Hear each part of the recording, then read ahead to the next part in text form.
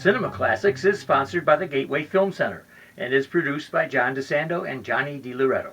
Listen to shows online at wcbe.org. I'm John DeSando. I'm Johnny DiLoretto. This is Cinema Classics. And the 50th anniversary of maybe one of the greatest, if not the second greatest American film ever. Yeah, The Godfather. Got it, boy. And we seem to have this conversation every, I was reading an interview recently with Francis Ford Coppola, and the author of the piece was like, these are questions he has fielded, on the 20th anniversary, the 25th anniversary, the 40th anniversary, and now the 50th anniversary. He's created this film that has really, in some ways, haunted him and just loomed over his career. I mean, it's 1972, right? He's this young filmmaker. He's got a couple of flops under his belt. But already what's happened is The Graduate has happened, Midnight Cowboy has happened. It's a great Who's decade. Afraid of Virginia Woolf, the late 60s, right? Yeah. Easy Rider, it changes American cinema. You are right. Then all of a sudden, audiences are hungry. They're hungry, and they reward smart, artistic material. Can you believe it? Can you believe a time? Those are the days. When an audience had a brain in their head. Anyway, so this young guy, he gets tasked with adapting this best-selling novel. Seems like trash to him. Mm-hmm. But he pores over every page notes. He very sort of carefully and delicately makes a mental game plan. Being helped by Mario Puzo's novel. Yeah, what I'm saying is that. But what I'm saying is, from Coppola's perspective, he wants to be an artist. This to him is like a trash novel. And it was a best-selling trash novel. Yeah. Yeah, he had the structure there. But he really gave it the art. And, and it became, at the time, you surely saw this as a young adult. Yeah. It became the highest grossing movie of all time. This is something that still confounds me. Yeah. Because imagine now if one of the, young artists made a 3-hour movie about some sort of ethnic immigrants, and that became the highest grossing movie of all time. And we've had a long history of gangster films. It's not like this is new territory to us, but what he does in changing it to the family drama changes the whole thing, and the look, and the actors, and everything is at the top time, rate. Old Hollywood still had a foothold. What was new? It was a gangster movie. You're right, but no gangster film had ever looked at the ethnic milieu like that. Yeah. Had ever looked at the details. And you know what? Just a few years before, there was a big gangster movie called The Brotherhood. You know who stars the Italian capo, the Don? Kirk Douglas. So what was new was actually casting Italian Americans in these roles. Well, they wanted Redford to play. I agree. Yeah, the blonde. Yeah. Which is okay because we know that I'm a blonde, and hell, that would my Italian Yeah, but background. these are Sicilians. Oh, of course, not Northern in Italians. fact, and I think you hit on one of the key elements of this film for me, which is the acting. I mean, this was the first. The Godfather 2 is the first sequel to have 5 actors nominated. I mean, this is top stuff. Now, looking at Brando, whom we just talked about last week in method acting. Mm-hmm. So this guy evidently had some influence a few years ago. And he was so powerful an actor that James Caan and Robert Duvall mooned him because they were so intimidated by him just to break the ice with him. Yeah. And then he dropped his pants completely. But to give you an idea, yes, of the energy you're talking about. Right. What's new but old. And yeah, right. And this also, I mean, this artistic sort of commitment that Coppola made toward not compromising his vision, which I think is so key, right?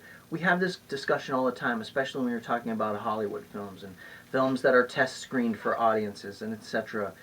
The studio did hate. These are all old stories, right? The studio hated Pacino. He was insistent upon this guy who had one or two other credits. He was insistent upon that. He was insistent upon Brando, the studio also didn't want Brando because at that point in his career it was a big pain. It was a major pain. And let me interject here with Pacino in Godfather 2. Pacino turned down the script to Coppola, and he spent the weekend, some say one night completely, revising that to be approved by Pacino. Interesting. What were his? I don't know what they were, but he stopped it enough that Coppola took the time himself, as you were describing him, meticulously go over that script to please Pacino, who had become apparently incredible. Well, by the time The Godfather 2 rolls around, Pacino had then been in Dog Day Afternoon. Yeah. So he was really just skyrocketing to the top there, and it's great. But it emphasizes the importance of acting for this. As you talked about the Italian milieu, Gordon Willis's cinematography, get me out of here. Yeah. So he really did bring that, and everybody talks about the darkness of it, but it really does create a mood. You know? And I think people just weren't used to it. They weren't used to kind of like when, the opening of that movie, with Brando hearing out the old man requesting him his help. It is dark, right? You do lean, but it makes you lean forward. It's not, you can see what's happening. It's not like, but it makes you it makes the audience lean forward a little bit to seek out the information.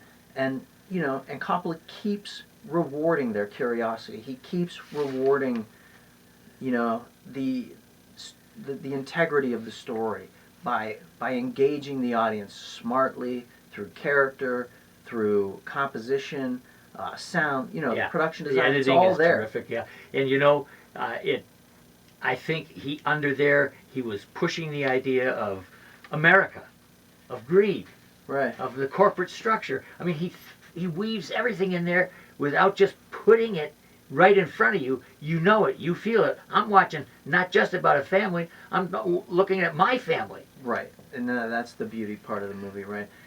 What is the first line of the movie?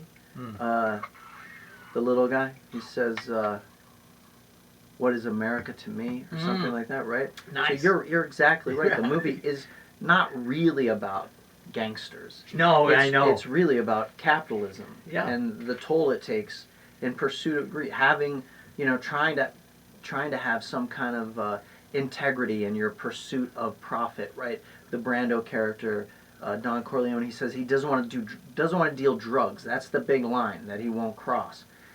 Prostitutes, okay. Right. But they do, I right? know. And then, of course, Michael loses his soul in the process. And as you take this kind of meta turn in our discussion, it's always so fascinating to me that for 50 years, this film has been struggling with Citizen Kane to take the #1 spot in the American Film Institute. It has not been able to do it. It is second place every time to Citizen Kane. Now, but just think about that achievement. Yeah. When you've got one that's practically immovable, and that you have another film, this film, that is so good that there are people willing to chuck Citizen or take it out of competition. Yeah.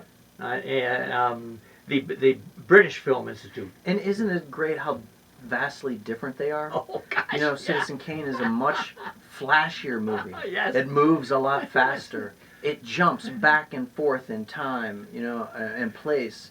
And by contrast, it's lighter. It's It almost is. comedic. Yeah. compared There's some laughs in it. There's it's a much more nimble movie. Yes, good word.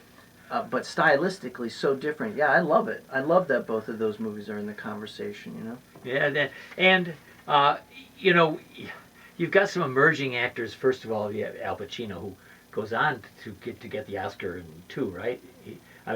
Brando got the Oscar in this one.